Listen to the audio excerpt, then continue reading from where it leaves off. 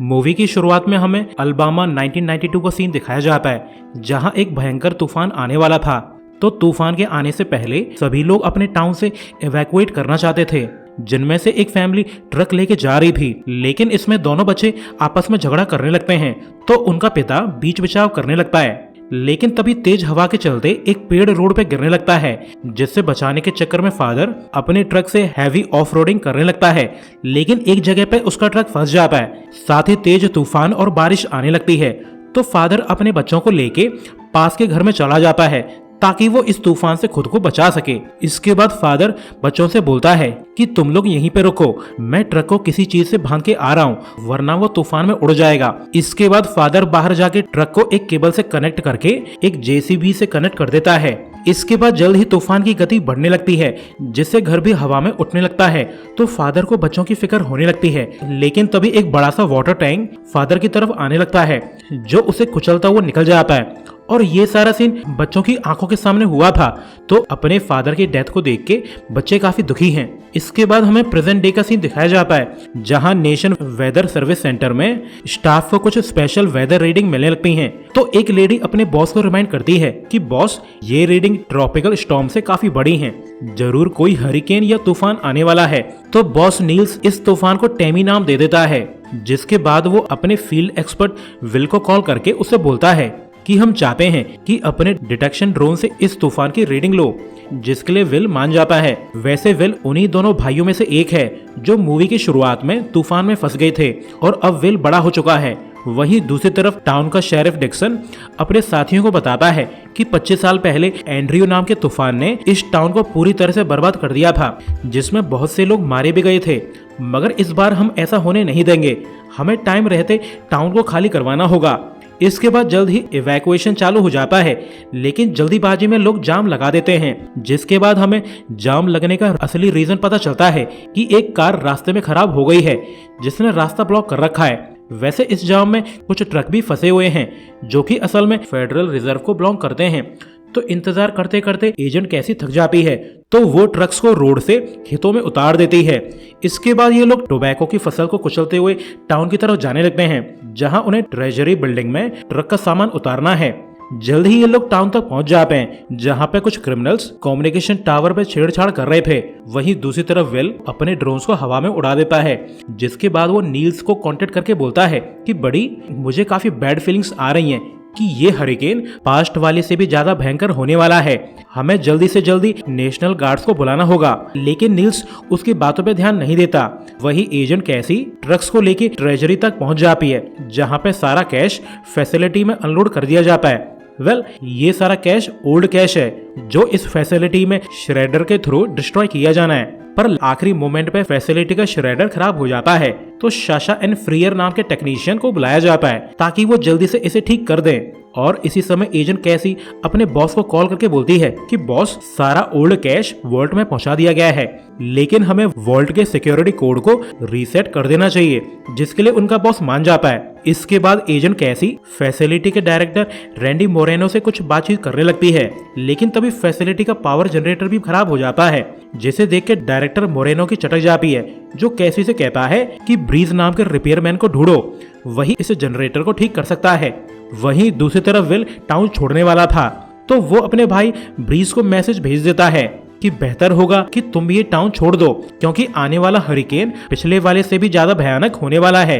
लेकिन उसे कोई भी रिप्लाई नहीं आता, तो वो अपना मन बदल के अपने भाई को ढूंढने चला जाता है। ब्रीज एक एक्स मरीन है जो अब रिपेयर शॉप चलाता है। जल्द ही यहाँ पे विल भी आ जाता है, तो इनकी बातों से हमें पता चलता है कि ब्रीज खुद को अपने पिता की मौत का जिम्मेदार मानता है, साथ ही वो पूरी लाइफ इस गिल्ट को लेके जी रहा है। इसके बाद विल ब्रीज से कहता है कि हमें ये टाउन छोड़ना होगा, वरना हम मारे जाएंगे, क्योंकि ये हरिकेन लास्ट वाले हरिकेन से भी ज्यादा पावरफुल होने वाला है।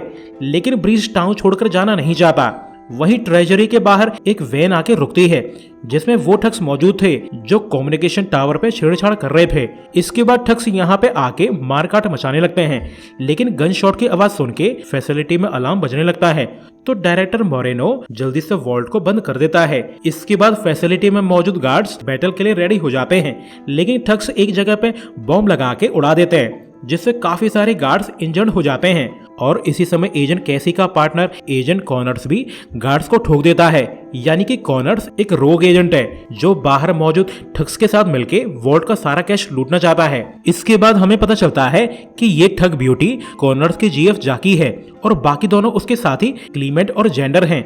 इसके बाद कॉनर्स और जाकी कंट्रोल रूम चले जाते हैं तो उन्हें देखकर डायरेक्टर मोरेनो समझ जाता है कि कॉनर्स एक रोग एजेंट है। तो वो कॉनर्स से बोलता है कि कमांड सेंटर के सभी ग्लासेस बुलेट प्रूफ हैं, तुम चाहे कुछ भी कर लो, तुम अंदर नहीं आ सकते। लेकिन तभी अचानक से डोर ओपन हो जाता है। ये काम टेक्नीशियन साशा और फ्रियर्स का था जो कि असल में कॉनर्स के हैकर हैं। तो साशा बोलती है कि हमने ही तुम्हारा श्रेडर खराब कर दिया था ताकि तुम ओल्ड कैश को श्रेड न कर पाओ और वॉल्ट में ओल्ड कैश इकट्ठा होता रहे। एंड गेस व्हाट बडी, अब तक वॉल्ट में 600 मिलियन कैश जमा हो चुका है जिसे अब हम चुराने वाले हैं। इसके बाद एजेंट कॉनर्स बोलता है कि बिलीव मी बडी, हमने अब तक रियल बुलेट्स के बजाय नशीले डार्ट्स यूज किए हैं। यानी अब तक मेरी टीम के हाथों कोई भी इंसान नहीं मरा है और मैं किसी को मारना भी नहीं चाहता हूँ। तो बेहतर होगा कि तुम वैसा ही करो जैसा कि मैं कहता हूँ। इसके बाद हैकर वॉल्ट के कोड को क्रैक करने में लग जाते हैं जिसे क्रैक करने में 30 मिनट लगने वाले थे। वहीं दूसरी तरफ एजेंट कैसी ब्रीज की रिपेयर शॉप पहुंच जाती है ताकि वो ब्रीज को ट्रेजरी ले जा सके। तो ब्रीज विल को काम पे लगा के कैसी के साथ चला जाता है। वहीं काफी कोशिश करने के बाद भी वोल्ट का कोड क्रैक नहीं हो पा रहा था। तो फ्रियर्स कॉनर्स को बताता है कि किसी ने हाल ही में वॉल्ट के कोड्स को चेंज कर दिया है जिस वजह से हमारा सिस्टम काम नहीं कर रहा है। तो कॉनर्स को अंदाजा हो जाता है कि ये काम जरूर कैसी का होगा।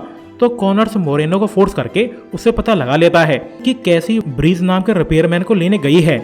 वहीं कैसी ट्रेजरी तक लौट आती है पर उसे ट्रेजरी के बाहर कोई भी गार्ड नजर नहीं आ रहा है। तो उसे शक होने लगता है कि कुछ तो गड़बड़ है। तो वो चुपचाप से इन्वेस्टिगेट करने चली जाती है।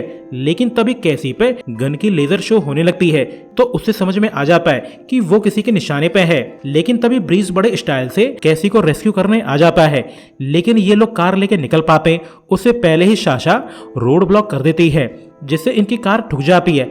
तो ठग्स ब्रीज को पकड़ लेते हैं। लेकिन अब तक कैसी यहाँ से भाग चुकी थी जिसे फिर विल रेस्क्यू कर लेता है।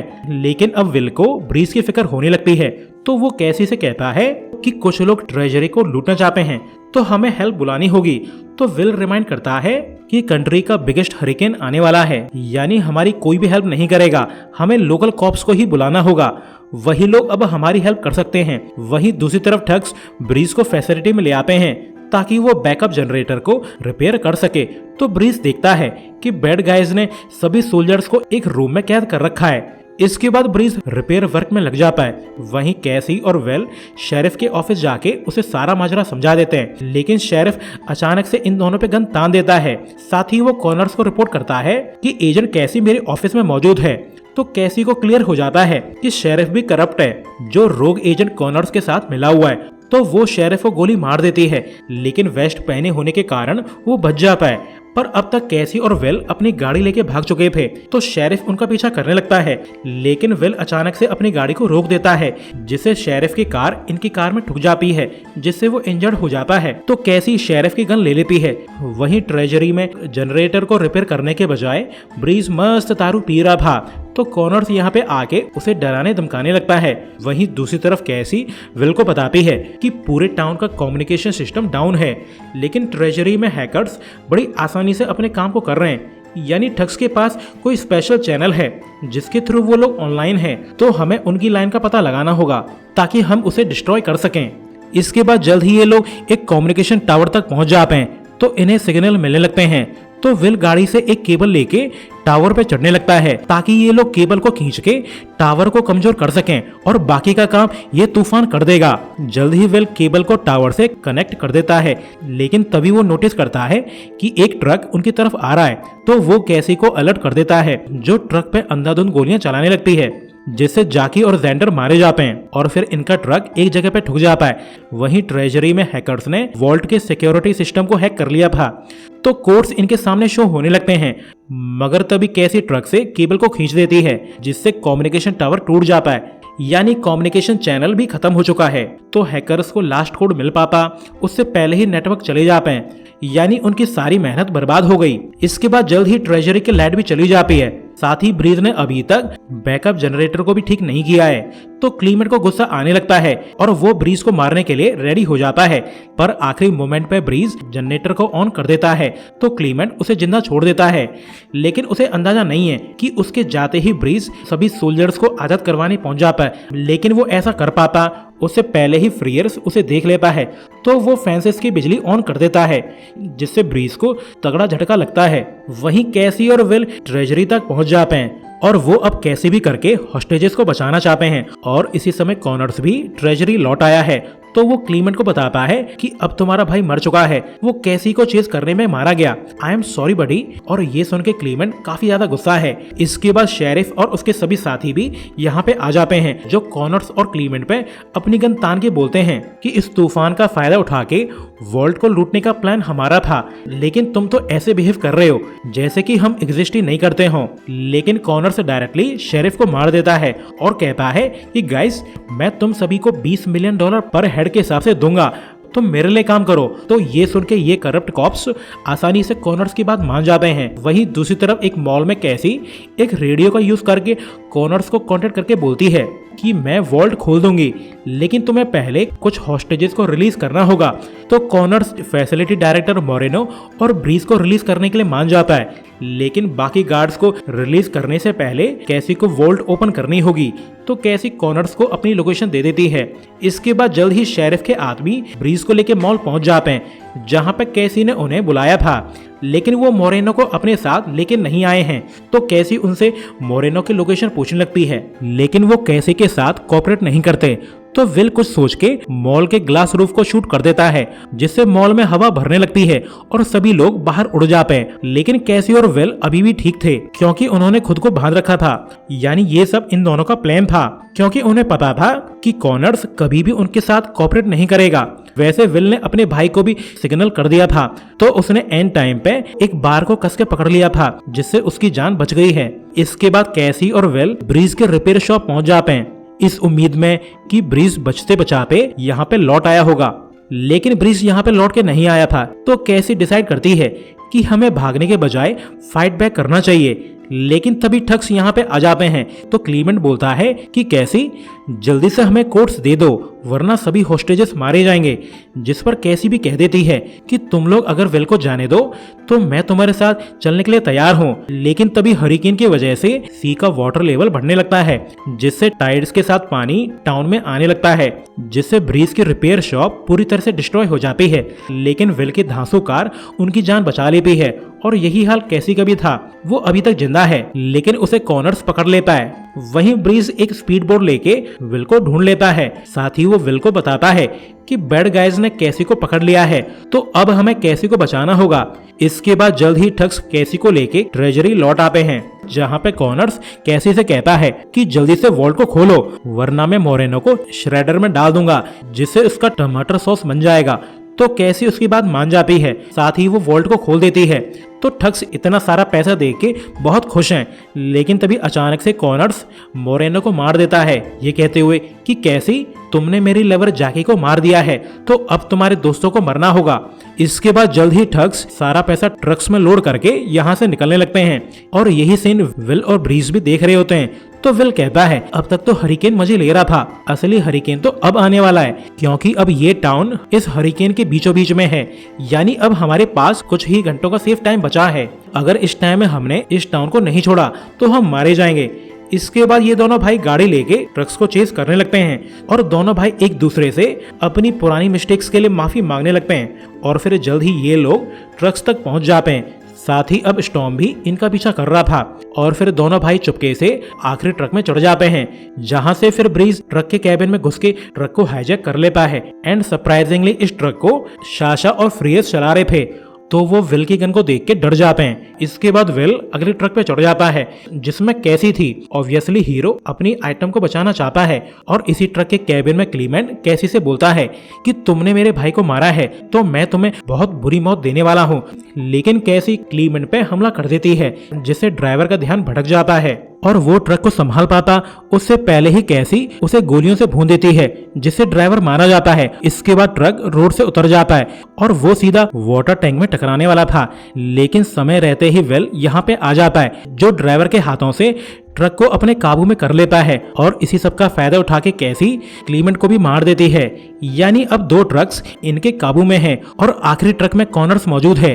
तो ये लोग आखिरी ट्रक को घेरने लगते हैं और फिर दोनों भाई बड़ी चालाकी से अपने ट्रक्स को कॉनर्स के ट्रक के आगे लगा देते हैं, जिससे पूरी रोड घिर जाती है। तो कॉनर्स इन्हें ओवरटेक नहीं कर पाता और अब तक हरिकेन भी यहाँ तक आ चुका था, जो कॉनर्स के ट्रक को अपने कब्जे में ले लेता है, जिससे ट्रक का बैक डोर ओपन हो जाता है और सारा पैसा हवा में उड़ जाता है। साथ ही कॉनर्स का ट्रक भी डिस्ट्रॉय हो जाता है, यानी कि मूवी का सेकेंडरी विलन मारा गया। वेल गाइस, मेन विलन यानी कि हरिकेन तो अभी भी हीरोज को चेस कर रहा है और अब ब्रीज का ट्रक खराब होने लगता है, लेकिन ब्रीज बड़ी बहादुरी से वेल वाले ट्रक की तरफ कूद जाता है, जिसे कैसे पकड़ लेती है और उसके ऐसा करते ही सेकेंड ट्रक भी हरिकेन के पेट में चला जाता है और फिर वेल दबा के रेस देने लगता है, जिससे इनका ट्रक हरिकेन को पीछे छोड़ने में कामयाब हो जाता है। यानी अब ये लोग सेफ हैं। साथ ही उनके पास $200 मिलियन कैश भी है, क्योंकि $600 मिलियन कैश 3 ट्रक्स में मौजूद था। तो 2 ट्रक तो गए हरिकेन के पेट में, यानी अब $200 मिलियन कैश इनके पास मौजूद है। तो कैसी कहती है कि अब तुम दोनों मेरी फैमिली की तरह हो, तो क्यों ना इस ट्रक को मैक्सिको की तरफ ले चलो, वहाँ हम मस्त लाइफ जी सकते हैं। वैसे भी सभी को लगेगा कि हम लोग तूफान में मर चुके हैं और इसी सीन के साथ ये मूवी एंड हो जाती है। सो अभी के लिए good bye, thanks for watching.